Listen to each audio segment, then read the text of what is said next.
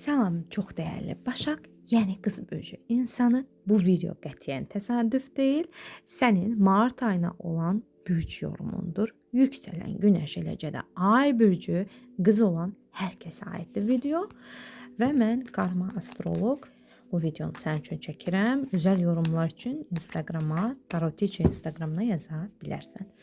Birinci kartımızı çəkək. Sənin karyera həyatın üçün baxaq görək qızları martda karyerada nələr gözləyir. Və ikinci kartımızı çəkək. Sənin şəxsi həyatın üçün. Üçüncü kartımız gəlsin sənin sağlıq həyatın üçün. Və dördüncü kartımız gəlsin.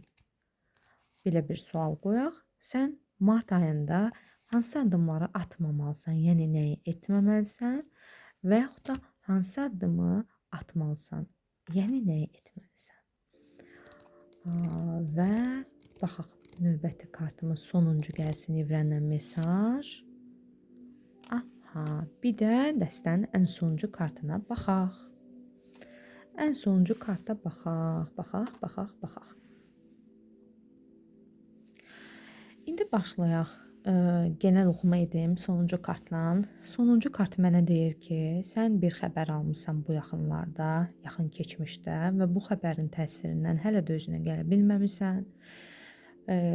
Görsən, burada qəbristanlıqda oturub ağlayan və əlindəki tüm silahları yerə qoyan bir insan var. Bu deməkdir ki, aldığın xəbər biraz ümidini üzüb.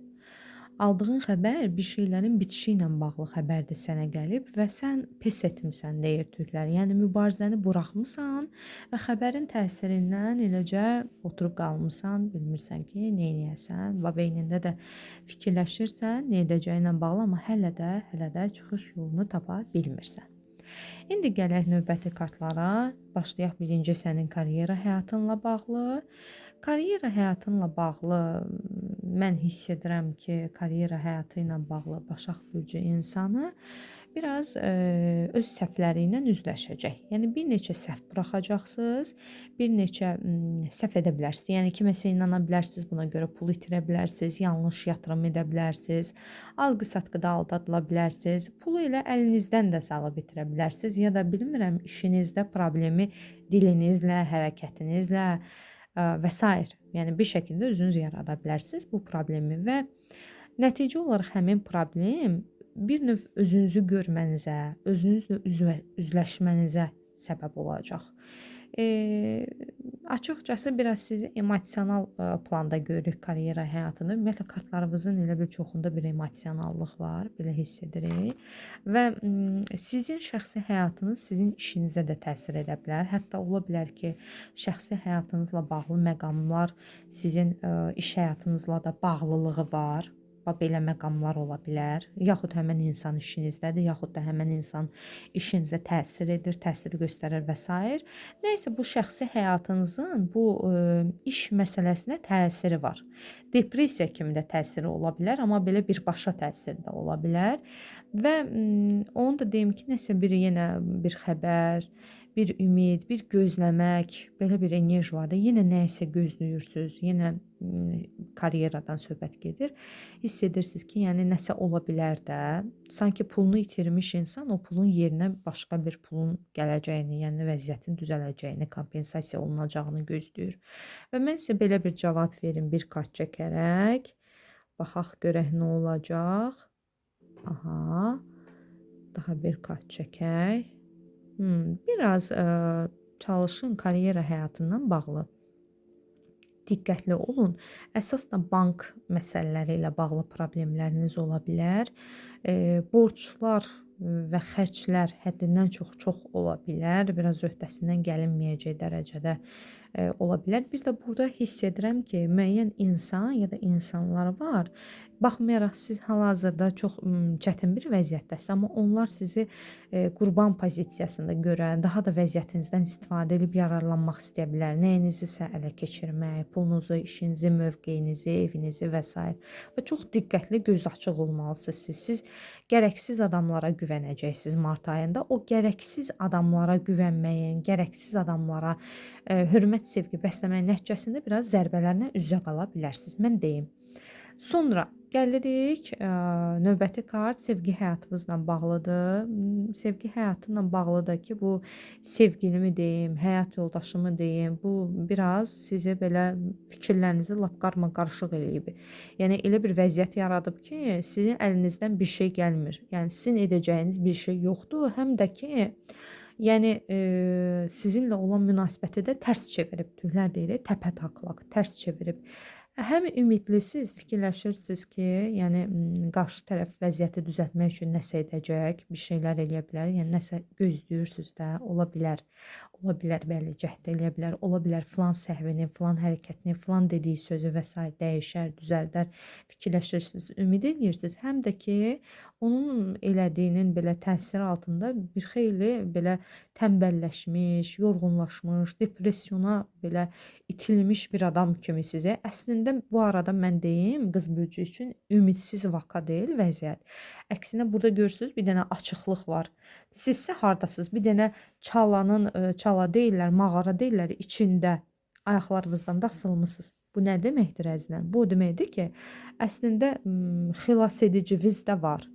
Yəni əlinizi açsanız, sizi sevəcək, sizə kömək eləyəcək insanları görünür ətrafınızda kartlarda. Amma siz o insanları ölü kimi qəbul edirsiniz. Siz o insanları görməzdən gəlirsiniz. Onların köməyini istəmirsiniz və çıxış yolu hansı ki sizə çıxış göstərirlər, onu da siz doğru dürüst qəbul eləmirsiniz. Ümumiyyətlə düşdüyünüz vəziyyətdən çıxmaq istəmirsiniz ya da birləşdiyiniz birindən aralanmaq istəmirsiniz nə yaşatdığına rəğmən ya da bilmirəm artıq nədirsə sizdə o necə deyim o üzr istəyirəm amma ifadəyə görə, amma sanki o ilişdiyiniz nöqtə var ya, o ilişdiyiniz məqamdan, ilişdiyiniz nöqtədən ya da insandan hər nə isə o takıldığınız yer. Orada fırlana qalmısınız. Elə fırlanmağı da özünüz istəyirsiniz. Və nəhayət sağlıq durumu, sağlıqla əlaqədar mən hiss edirəm ki, sağlıqla əlaqədar belə çox da pis bir enerjilər yoxdur. Ağız boşluğu, ağız, burun, bax bu nahiyələrlə bağlı nəfəs alma problemi ola bilər. Bir də ağız, dişlər, ağız boşluğu, boğaz gəlmə, yəni boğaz və ağızla bağlı problemləriniz ola bilər. Belə ciddi nəsə bir şey hiss eləmirəm. Bir də qan azlığı, sanki qız böcək insanların genel ümumi enerjisində qan azlığı, qanla bağlı problem var. Qan vermək və bu tipli şeylər qətiyyən eləməyin. Və gələk növbəti kartlara nə etmək olmaz və yaxud nə etmək olar? Bir də evrenin ümumi mesajı. Nə etmək olmaz? Gizlənmək olmaz, problemlərdən qaçmaq olmaz. Bir də bir nəfər var, siz ondan qisas almaq istəyəcəksiniz. Qisas bəlkə də almasanız da ən azı dərs vermək istəyəcəksiniz ki, o səhvini başa düşsün, güya o sizin qədrinizi bilsin. Bu məsləhət deyil. Yəni bu həqiqətən məsləhət deyil və bir də bir şey hiss edirəm, kimisə axtaracaqsınız, kimisə ya da araşdıracaqsınız, bir araşdırma, bir axtarma, bir maraqlanma, peşinə düşüm nəyinsə, hansısa məsələni, hansısa şeyin işin üstünü açın, nəsə belə məqamları olacaq, bu məsləhət deyil. Yəni belə deyək. Sonra növbəti kartda nə göstərir? Növbəti kartda deyir ki, yəni sənin hələ də xilas eləyə biləcəyin bir şeylər var. Özünlə bağlı xilas eləyə biləcəyin bir şeylər var. Maddiyyatda ola bilər, şəxsi həyatda ola bilər, evliyində ola bilər, hər nədirsə sadəcə deyirsən belə güc göstərməlisən də. Yəni ki, ayağa qalxmalısan, bunu istəməlisən. Və sonunda da ölüm kartı gəldi evrenin mesajı. Deyir sənin üçün nəsə bitmişdir, ölmüşdür. Amma əslində ölməyib. Sadəcə sən çox melanxoliksən, çox belə özünü pis hisslərə, neqativə qapdırmısan. Əksinə deyir, hər şeyin sənin üçün yenidən başlayacağı yaxşı da bir dönəmə girirsən. Əksinə ölən şey varsa da ancaq deyir pis şeylərdir. Tam əksi.